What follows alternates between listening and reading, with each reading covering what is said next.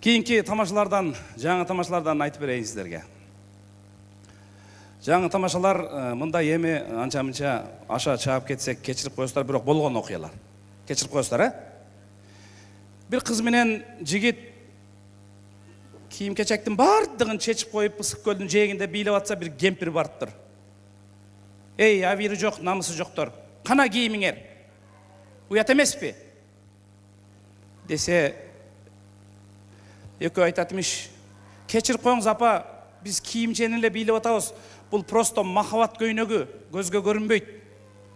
Кечирип коюңуз десе, өлүңдү көрөйүн. Мен да үйгө барып бир махабат көйнөгүн кийип көрбөсөм деп анан улунуп кетиптир. Үйүнө барып жетиптир да анан кийим-кечектин бардыгын чечип коюп, картошка арчып отурса, чалы келет имиш. Ватан оозу курайын, авири жок, намысы жок, кана көйнөгүң? Эй, чал, нервиштетпе. Бул махабат көйнөгү. Просто көзгө көрүнбөйт. Десе, чал айтып коетмиш. Махабат көйнөгүн кийсең кие бер, үтүктөп албайсыңбы деп коет дейт. Кечирип коюңуздар, Көп жылдардан бери той башкарам, Кудайга шүгүр, анча-мынча өнөр бергенине. Кайсыл чоңго барып мага кызмат бер деп жалдырамакмын, эгер Кудай таала өнөр бербесе. Айтайын деп атканым, тойлорго барганда кээ бир адамдар сурап калат, силер көптөн бери жакшылыктарды башкарып жүрөсүңөр. Жакында баламды үйлөйүн дедим эле, каяктан аял алып берсем болот, я балам дегендерге жазган бир тамашамды айтып берейин. Ысык көлдүн кыздары күйөөгө жаңы тийгенде аккуудай болушат, 3 бала төрөгөндөн кийин автоматически акулага айланып кетишет. Нарындын кыздары күйөөгө жаңы тийгенде эки бети кыйып-кызыл болот, 3 бала төрөгөндөн кийин тили узун болот. Чүйдүн кыздары күйөөгө жаңы тийгенде чымчыктай болот, 3 бала төрөгөндөн кийин чиркеге айланып кетет. Колу бутун шапалак менен чаап турбасаң, каныңды сорот. Таластын кыздары күйөөгө жаңы тийгенде жакшы болот. Эки эркек эки кыз төрөгөндөн кийин бир мамлекетке башчы болот. Жанына күч келсе, аркасын карабай кашчы болот, ошентип жүрүп Москва жакта бакшы болот. Оштун кыздары күйөөгө жаңы тийгенде кашы менен жагат. 3 бала төрөгөндөн кийин кашты чөп басып кетет, анан ашы менен жагат. Баратсаң деле аш, келатсаң деле аш, ош деп жүрүп өмүр өтөт. Баткендин кыздары күйөөгө жаңы тийгенде көзү менен жагат. Баткендин кыздарынын көзү мына ондой болот. Карасаңыздар туура берем. Любой эркекти караганда монтип карайт. Үйгө барып чай ичип кетпейсизби, ака дегендей көзү да бул. 3 бала төрөгөндөн кийин көздөн амал кетет. Анан ширин сөзү менен жага баштайт. Баткендин кыздарынын күйөөсү мас болуп келсе, аялы минтип тозуп алат. Сиз бүгүн эми ичип алдыңызбы дейт. Тиги маста. Корсоңдоп койсо коркуп кеткенден, сизге ичкен раса жарашат да деп тайсалдап буттары жылып кетет. Ошону менен эркек уктап калат, эрте менен туруп, кана чөнтөктөгү акча десе, кечинде акча жөнүндө айткан жок элеңиз го деп өмүр өтө берет экен. Мен айтайын деп атканым, урматтуу көрөрмандар, мен аялымдын сөзүн укпай калгам деген эркектер кол көтөрүп койсоңуздар. Жок. Аялдар, жеңиш күнүңүздөр менен. Өткөндө бирөө тойдо тим менен шатыраңдайт, монтипчи. Тамада, мен депчи. Кече күнү көрдүм, Аламбидин базарда минтип калып турушечи. Минтип калып. Булар акыры өмүрдүн аягында кыйнап салат. Өткөндө бир тойдо тамада болуп атам, жанымда казак тамада бар. Курсагы мынауындай. Сокулукка кетип калган курсагы. Батинкемди байлабаганыма 13 жыл болду дейт. Мындай жөн эле сайма батинке боосу жок, киет экен. Анан той алып барып атсак эле, казакка бирөө келип көбүрөөк теңге кыстарып койсо эле, баягы казак Кыргызстанда жүргөнүн унутуп, кутуруп кетти. Анан экөөбүз айтышып баштадык. Айтышып баштасак, казак мага айтып атат: "Эй, Мейрамбек, кыргыз эли аттын каскасындай кичкентай ел болот экен, казак эли аттын түгүндөй үлкөн ел болот экенбиз" деди. Сонда мен айтып жатырмын го, бирок да бауырым, караңгы боламы, жарык боламы, а дегенде аттын каскасы көрүнөдү, башкасы көрүнбөйдү дедим. Десем, баягы каке соолуп калбайт да. Теңгенин күчү. Анан мен сүйүнүп кетип аны курсакка бир чаптым. Эй бауырым, андан көрө курсаң тарт деп курсакка бир чапсам минтет. Эй Мейрамбек, сол курсак менен шыга албасам да тереке, сол жерде го береке деди. Ага уйкаш сөздөр менде 1.200.000. Береке го береке, сол жер бир жерге түшүрөдү көлөкө. Сол жерге түшүп калса көлөкө бауырым, катының насапсем кетип калат бөлөкө деди. Мындай окуялар көп болот. Өткөндө Токтогулга барсам, бир кызыкты айтып атышат. Бирөөнүн атасы өтүп кетип, баласы 3 күндөн кийин забордон чыгып, колун минтип алып, атасы өтүп кетти да. Ойлонуп отурса, бирөө 140 менен машина айдап өтөт экен. Анын атасы тирүү. 140 менен өткөн машина моңонтуп өтөт. Дегенде тиги чоңко минтип коет дейт. Атама салам айтып кой.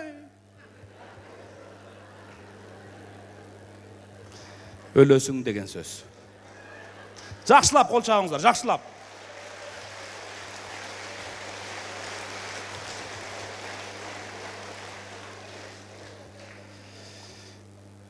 Топчубек Тургуналиев деген суроо өтүп кеткен киши бар, бирок басышы, жүрүшү, сүйлөгөнү өтүп эле койгон дейт.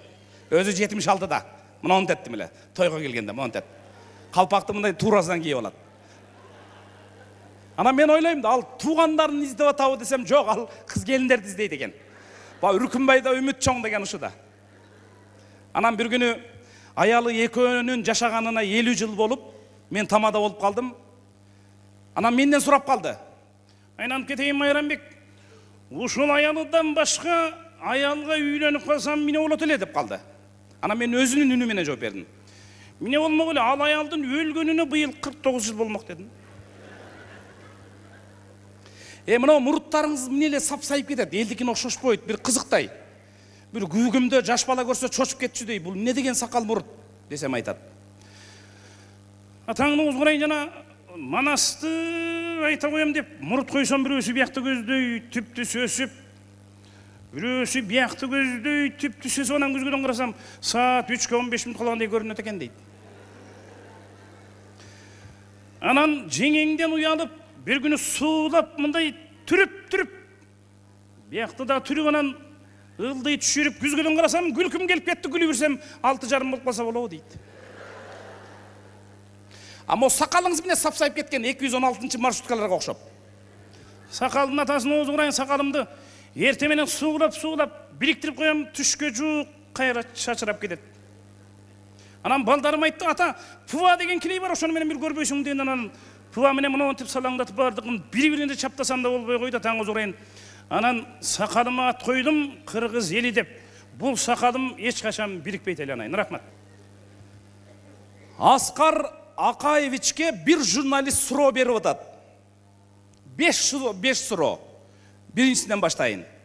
Урматтуу Аскар Акаевич, сиз Майрам менен жашаганыңызга 40 жыл болду. Кыргызстанга Куда кааласа келе албайсыз. Бирок Майрам менен 40 жыл жашаганыңызды белгилеп, Москванын айланасында кыргыздарды чогултуп, бир жылкы союп белгилеп койбойсузбу десе, Аскар Акаевич минтип атат. Туура, Майрам менен жашаганыма быйыл ошол 40 жылдын 100 болуп калды, бирок жылкыда эмне күнөө дейтимиш. Десе теги журналист таң калат. Эмнеге жылкыны айтып атасыз? Жылкын эмес, андан көрө ошол Майрам менен мени тааныштырган Клара деген аял бар, ошону таап союш керек дейтимиш. Аскар Акаевич, анекдот билесизби, анекдот? Билем. Курманбек Бакиев Белоруссияга барып чачын алдырып аткан экен, анан чачын алып аткан кыз улам эле өзүнүн атынан айтпай Өмүрбек Чиркешевич дей берген экен. Анан 5-6 жол айткандан кийин Курманбек аркасын карап, эй чоң кыз, мен Өмүрбек Чиркешевич эмесмин, мен Курманбек Салиевичим десе, анда тиги кыз айтат эмиш, билип атам, Өмүрбек эмес экениңизди. Өмүрбек десем, просто чачыңыз тик туруп атпайбы? Мага алганга удобный болуп атат деп коет дейт.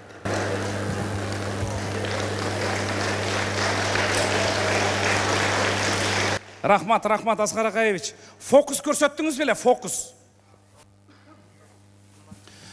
көрсөткөн, фокусту жакшы, абдан жакшы деңгээлде көрсөткөн. Бир жолу Владимирович чакырып калды. Конокко барсам, раматлык Ислам Каримов олтурган экен, анан үчөөбүз олтурабыз. Владимир абдан состоятельный жигит да, билесиздер. Чайный ложкасы, столовый ложка, анан вилкасы үчөө тең алтын экен. Путин Владимир каким-то образом кухняга кирип кеткенде баягы үчөөнү алып эле Каримов раматлык жер жаманда парвасын үчөөнү чөнтөгүнө сала койду. Анан карап турам, баягы алып көнгөн жаным, алсамбы албасамбы деп тамак экинчи планда калды. Баягы эле кашык, вилкаларды алсам деп эле ушу ойлонуп эле, анан Кудай өзү кечирсин деп эле анан алып эле эми чөнтөгүмө салып атсам эле Владимирович келип калды. Аскар Акаевич, мен сизден мындайды күткөн жок элем. Десе, анан мен шудуңдап баягы майрамдан үйрөнгөн привычкаларым бар да. Мен сизге давайте я вам покажу фокус десем эле ал макул болду. Анан үчөөнү чөнтөгүмө салдым дагы Каримовдун чөнтөгүндөгүн алып берип койбодумбу?